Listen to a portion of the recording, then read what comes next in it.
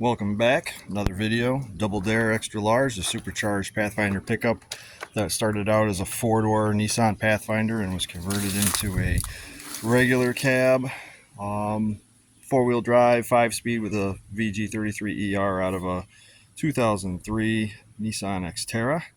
I want to talk about the cab.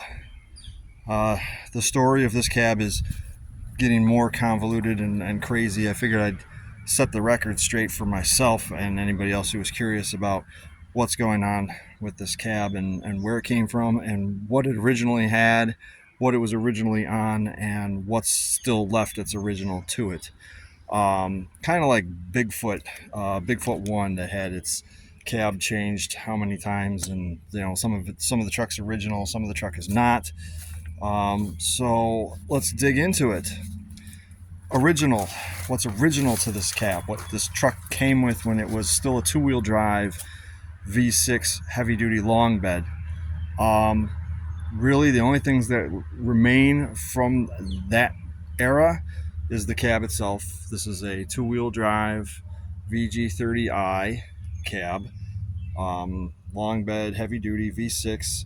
The rear end and a whole bunch of parts from that truck ended up on this truck over here. That's LaRouge, the roadkill truck. That truck is now still donating parts. I have parts off of it today that went to finishing this up. What makes this cab kind of special is that it wasn't a sports, it wasn't an SE model, it was a HD.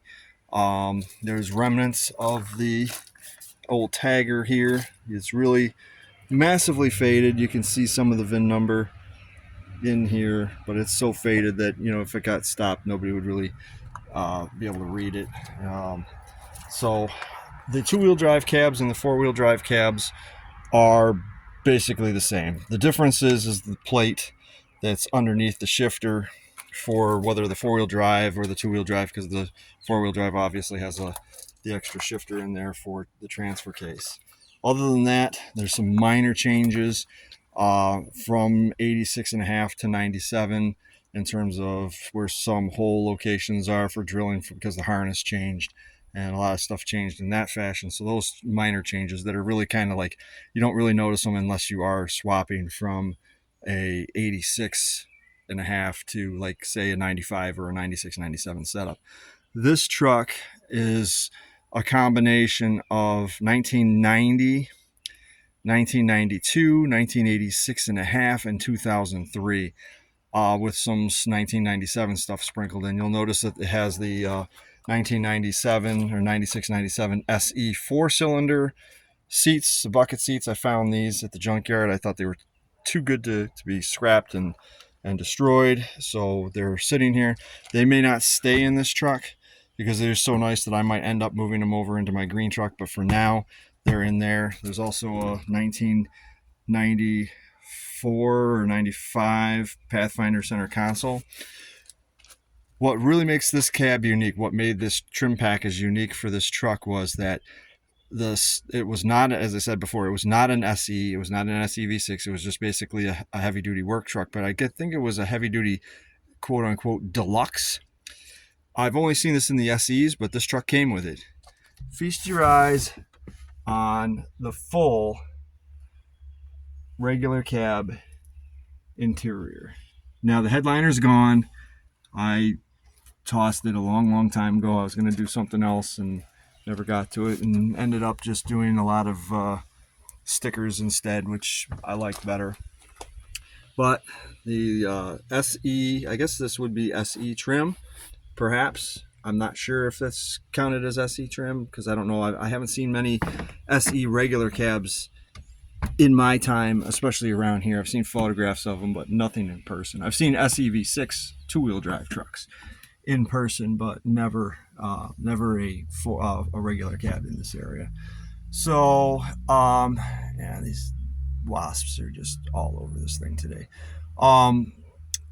That's the only thing that's not part of the original trim package is the carpet and the speakers. Those are out of a king cab. The back glass finisher here, that was originally tan. I wasn't going to put the finishers on the side pillars, but I did, and if I scratch off all the paint, it's tan. So that's original to the truck. The upper bow here, that is the finisher for the headliner, which is no longer there. That's still tan. I do still have to dig out the finishers for the top of the door openings there. There's short finishers that run from just here to here before they go to the A-pillar finishers, which these are not original. These A-pillar finishers are not original to this truck. I think they're out of the Pathfinder. The dashboard is out of the 92 Pathfinder that this truck is loosely based on. The frame, the dashboard, and of course the doors, they're all original to the four-door Pathfinder that this truck started out as. The steering wheel is not. The steering wheel and steering column are not. I added the steering column with tilt steering later on, so that's not original. The shifters are out of a 2000 Xterra with the cup holder. They already said the seats are out of a 97 SE, and the cup holder, or the center armrest, is out of a, I'd say, 93, 94 Pathfinder, in that area. The truck was originally a 5-speed, so the clutch, the brake pedal, and the gas pedal are all original to the truck. The wire harness is original to the Pathfinder, to the 1992 Pathfinder, along with the computer. The engine harness is original to it. But yeah, that's it. The cab bolted right on with a few modifications, light modifications here and there, bolted right onto the Pathfinder frame with no issues. That was probably one of the easier parts. That's what got me all inspired to keep working on this thing, and then from there on it was just kind of, it just got more and more complicated. Oh, the trim panels, those are original to the Pathfinder. The lower trim pieces are original to the Pathfinder. I do have a lot of the other interior pieces from the heavy duty, but I guess we're going to go for diversity. You know, diversity, inclusion, and all that great stuff by having every interior color available: black, gray, red, tan, gray, black. Yeah, so it looks like a mongrel. It is a mongrel, but at least, I mean, these pieces right here, these B pillar trim pieces that go all the way up to the top, I believe those were unique to the SE V6s, the regular cabs, but for some reason this cab came with them originally. I didn't go out and hunt them down. The seat belts are original to the Pathfinder. I may have the original seat belts, but I can't remember now. So, but this cab was sat on a long bed frame for many years underneath a tree,